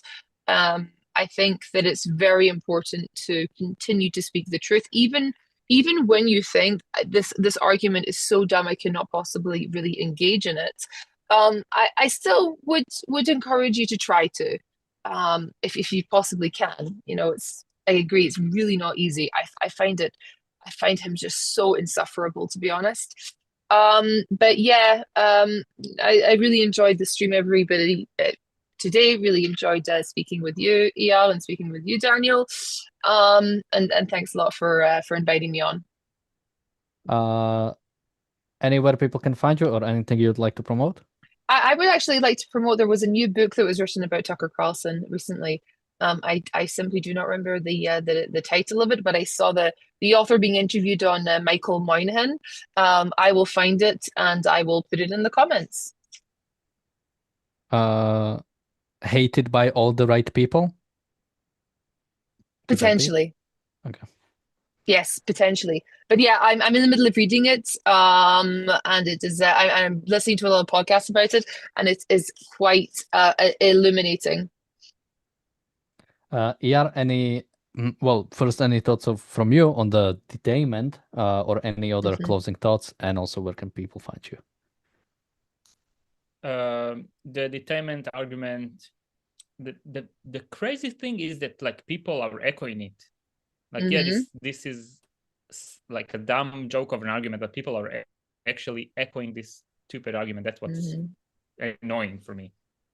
And in the broader sense, basically, Tucker is trying to shift the Republican Party and the Republican tribe into anti-Semitism and the rejection of the alliance with Israel. And it's up to the Americans, it's up to those Republicans to fight against this trend, which is a powerful trend, unfortunately. And if Tucker would win and the next Republican president would be anti-Israeli, it will be devastating for Israel. And the aftermath of the damage that Israel will suffer would be catastrophic for America as well, because it means the rise of Israel's enemy, which is the tyrannical Islamic regimes. It will be devastating for the entire Western world, for the entire world actually, but like especially for the good guys, which is the Western world. I'm Mia Reichel. I'm the leader of a movement called Victory Now. Unfortunately, I don't have this book with me right now, but you can go to www.victory.now, and you can also find this book at Amazon. It is basically a moral case for Israel and Israel's victory, and a military plan for Israel's victory based on the Allies' war against the Nazis in World War II. It's time for the Western world to actually defeat evil and not to appease it, and not to negotiate with it, and not to do a ceasefire. It's time for the Western world to demand and achieve a total surrender of its tyrannical enemies. And it starts with morally condemning them, which even that the leaders of the Western world cannot do today.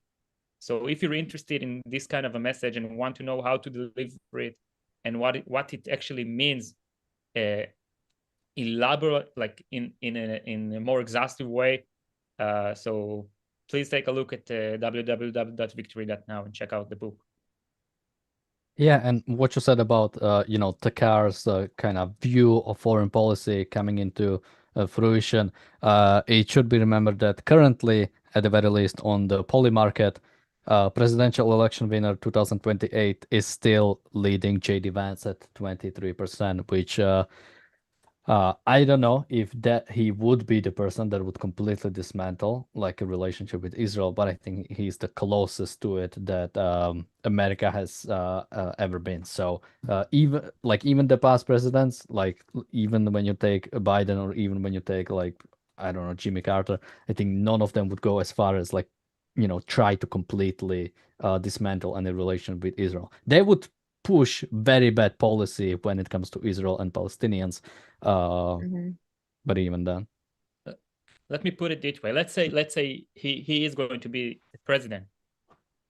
It is a major. It's completely different thing between him being a president, seeing that like we're in the future, yeah, like seeing that the Tucker movement has failed. Like if Tucker Carlson will fail and will become like less popular, and the whole idea, the anti-Semitic tropes and the anti-Israeli tropes will like, be discarded, and people will be like, no, we don't want that. That's not a cup of tea. We don't want anti-Semitism and anti-Israeli notions within the Republican Party. So when JD Vance will be president, he'll see that, and he'll be more careful about going against Israel. But if Tucker Carlson keeps being popular and influential and get like a large crowd of supporters, then whatever president, JD Vance or others, will see that and will basically tell us, okay, I have a strong base within the Republican Party wants me to destroy the relationship with Israel.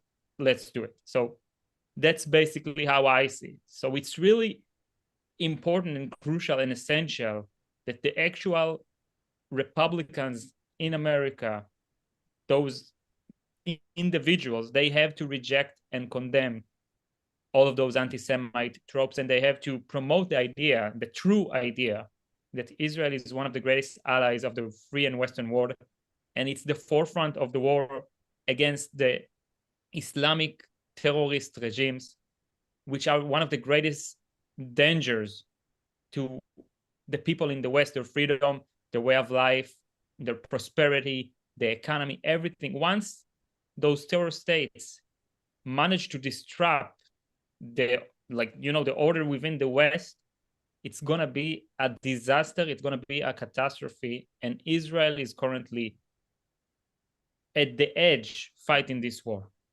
So throwing it under the bus will be a catastrophe in the long term for the entire world. Yeah, I think for me, J.D. Vance and Tucker Carlson represent the same movement. So I think if Tucker Carlson falls out of grace, I think J.D. Vance will have very little chance of actually winning an election. If the opposite happens and Tucker Carlson stays relevant in the same way he is, I think J.D. Vance has a good chance to become a president. I think those two things will go together. I think I would be kind of surprised if one falls and the other manages to stay relevant. Alex, any last thoughts, since we brought up a few more things? Yeah, I mean, to be honest, I don't really agree with you at all, because I think that Trump, for all of his faults, really was a unique character, in the sense that he's able to kind of create these mass coalitions, and really was quite a unifying force. And we can argue about whether or not that was for good or for bad. Certainly, there are some distressing things about the stuff that he does, but so I don't see JD Vance as any kind of political. I see him as quite a vapid person, and I also see, I simply just don't see it, that people will be able to you kind mean of you rally don't see behind him him. becoming president, or what exactly? No, certainly not. No, Oh, okay. absolutely not. No. I mean, yeah. And remember, like, again, Yeah. like we're talking about Tucker as if he's a normal person. This is the person who believes he was attacked by a demon, and he is following that because he is a martyr, right? He is a Christ-like figure in his opinion. He is so righteous, and he is doing just the best work. That the demons are coming after him now. Oh my gosh, the demons are going after him because he's so righteous, and he's so close. He's so close to revealing the truth, And again, it's like Candace. This whole thing will be so anticlimactic, okay? Because there's nothing at the top of this conspiracy mountain. There's nothing there, right? And eventually, I think people are getting conspiracy fatigue, and I think that indeed this will run its course. But it will do damage, okay, and it has done damage, and it will continue to do so. But again, we're not. I think the idea that he's going to walk into a room and people are going to take him seriously, I find that quite difficult to really believe here. Yeah. Last thing I was just thinking about, because you said Tucker was attacked by demons, and I'm wondering, is that even like a Christian thing that happens to you, that if you're like too good, No. like demons start attacking you? Like, no, again, I mean, is it like a sign of like a? Well, he believes that he was physically attacked, okay? Like, this is not like a spiritual attack that one is talking about here, right? I mean, you may indeed hear people who are very spiritual talk about there's a spiritual warfare happening inside of my heart. And often that, you can kind of understand, people for saying that. They say that I'm staring down the barrel of so much evil, and I'm just trying to do the right thing and be a good person. No, but he's physically attacked. He's got scratches on his body from the demons. Okay, so I think there is something deeper going on there with him. By the way, I just want to say the Iranians, the mullahs, they basically claim, also within themselves, like it's not just propaganda, like they truly believe it, that one of the reasons that Israel had the upper hand in the 12 Days War is because of demons. Basically, the Jews, they use demons, and that's the reason for most of the problems within Iran, including the latest trouble the regime is experiencing. It's all because of those the demons jinns, the Jews are sending. So I guess him and Tucker, the mullahs and Tucker are like experiencing the same thing. I'm wondering no if it ever if it ever comes to them, it's like, well, maybe Jews are the chosen people. I mean, they keep beating us every time we try. Like, maybe we are on the wrong side. Yeah, they do that, by the way. They do. I saw an interview with Hamas where they actually said it's quite clear to us that God is on their side, because God keeps repelling the rockets. So it's clear that God is on their side. And so that's why, like, October the 7th was such a mass. I'm totally serious. Like, I've seen them say this, right? I've seen them say this in their interviews, right? That Allah is clearly on their side right now, and that's why October the 7th was such a big deal, because it showed them. And then when you saw again with Hezbollah, right, when they had the pager attack, they immediately, what did they do? They immediately went to their shrines and started praying, because they understood, Okay, they thought that Allah was on their side. They thought that they had Allah in their corner, and they understood that they did not, and that's why you saw them having their breakdown inside of their shrines. So it's very important to them, right? But again, Tucker's making this shit up, right? You know, I mean, again, see, he knows he's making this crap up, so he's just doing it for what? Because he's so righteous. Oh my gosh. He's so righteous. He's even Nick, I want him to have stigmata. Do you know that? Where they get the things in the palm of their hands? I want him to get stigmata. Okay, I think that maybe we should encourage him to do that. Okay, Or does maybe he anyone should. want to make a bet with me? Because Ash Sunday will happen in the Ash Wednesday. whatever. But that's in like the next month or so. Who wants to bet with me if he'll show up on like a podcast or a show with like the ash thing on his forehead? Yeah, why not? Of course he will. Absolutely. Of course he will. Why not? You know? I'm wondering if Maybe ER he'll- just doesn't know what I'm talking about, or if he's I trying think he to probably test- committed to do some weird symbolism. By the way, I want to say Ash mysticism Wednesday kind of was thing, last which week. he wouldn't do. Ash Wednesday was last week. Tucker Wait. was in Israel for Ash Wednesday. Oh, it already happened? It was Oh. last week. It was last Wednesday. He was in Israel for and it's interesting. You're in Israel for Ash Wednesday. The Church of the Holy Sepulchre is open to you.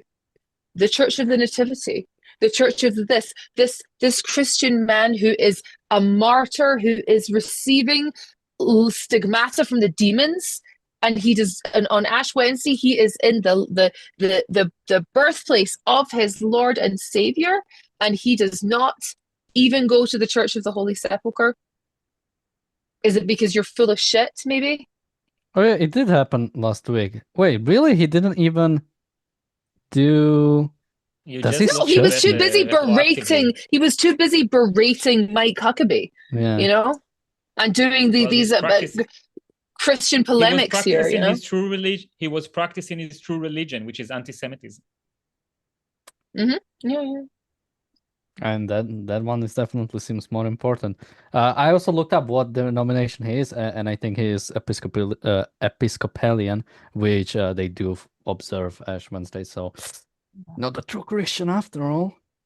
Yeah, Okay. he was also drinking water and stuff. You're supposed to actually, Fast? fast. Yeah, as far as I understand. But Wait, who gives a shit? I think you can drink water. We were always Yeah, allowed but to you're drink water. but there are rules about what you're, kind of. I mean, it's Ash Wednesday. It's a very holy day, and instead you're strutting around in your private plane, making up lies about the Jews, accusing them. It's actually, actually very medieval, to be honest. You know what I mean? Like Easter used to be Good Friday used to be a pretty terrible time for the Jews, right? And then you had massive advancements there, right? I mean, obviously, you had Nostra right, which was the Catholic Church in the Second Vatican Council, and people started to treat the Jews a lot better because of this. But he's really harking back to a very old, very old idea of Christianity. But again, he's so full of crap. He's so full of crap. The whole thing. Really, the whole thing. And if people, by the way, people don't mention this, and if people don't talk to him about it, then I think again they also are full of shit. Somebody is asking, Alex, show me where Allah is the God of the Jews in Torah.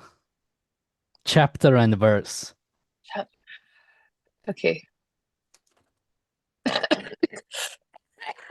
What a question. And somebody said I know nothing about Torah and Christianity. Well, that kind of is the whole point here, right? That I am correcting this supposed, pious gentleman, right? Pious influencer, right? She wanted to say Gentile. Well, I mean that he's supposedly a pious influencer, and I'm correcting him on the basic stuff, that I learned in my school. I learned in my primary school, right? So I used to have the Good News Bible. I used to say, so my half an hour of Christianity a week, has allowed me, has facilitated me to rebuke Tucker's bullshit. So it's quite a sad indictment, I would say, if this, Jewess is correcting you. You know what I mean? All right. Any last thoughts from either of you? All right. I think we are finishing the theology lessons for today. Somebody also earlier brought up like atheists talking about Christianity and agreeing on everything. What a cult. Which by the way, I don't know what even means. Like what would it mean for us three to like disagree on Christianity? I mean, all of us probably don't have like that big of a like even like that big of a like a opinion of like uniquely on Christianity. So it's like we can disagree on like interpretation from like but even then we would like recognize, okay, we understand that this is like this interpretation of Christianity and this is like this interpretation of Christianity. I have no idea what like disagreement on Christianity would look like among atheists. Like I don't know how that looks like. But unless you guys have anything to say on that, I'll... No. And All right. I do like Christians. We all like Christians here, okay? We have nothing Oh. against you, okay? We're very welcoming to your different opinions, okay? So long as Well, you're that not a depends. rabid anti-Semite, we would love to engage with you. I would love to engage with you on a personal level, okay? I don't know about this hater Daniel, okay? I'm a hater. I bought a cross with Daniel, so just so everybody knows that. I bought yeah. holy water with Daniel in the old city of Jerusalem, okay? So there you go. I bought a wooden cross with him. I have Actually, you bought a wooden cross. I was just with you. I bought a cross and what are the other things? It was mirha. I don't know how it's in English. Myrrh and holy water. Yeah. I bought it for my grandma and my mother who are very religious. So that's why we did that.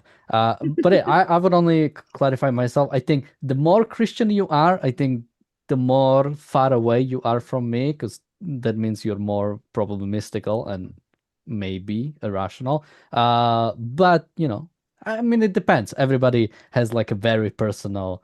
I mean, it's a personal philosophy. I will not right? dismiss you. I will not dismiss anybody. Okay, so long as you're not a rabid anti-Semite, I'd be happy to converse with you, and we can have nice, colorful discussions. Okay, we do not hate Christians. We're just drinking their blood for the matzah. Holy crap! You know, I mean, we don't hate it. It's like personal about it. We just drink the blood for the matzah. That's it. So, that's all it is. What children would they eat if they were no Christians? Right. Like, it's not a big deal. Yeah. It's our tradition. Any stance Tradition. Well, today we live in an age with like a dichotomy between mysticism and skepticism. Or we have guys like Tucker Carlson who use both of them against reason. And just like, always choose reason. Always choose reason. It's so fun. It's so good for your health, your physical health, your mental health, your happiness. Really, really, really fun to just use your mind, observe the fact of reality, use your mind, and get knowledge of reality. It's that easy. That's all I have to say in this context. And with that, thank you guys for joining me today. Thank you, ER, also joining us a bit later into the show. Thank you, everybody, for watching, and we'll be back tomorrow with more shows. Until then, bye-bye.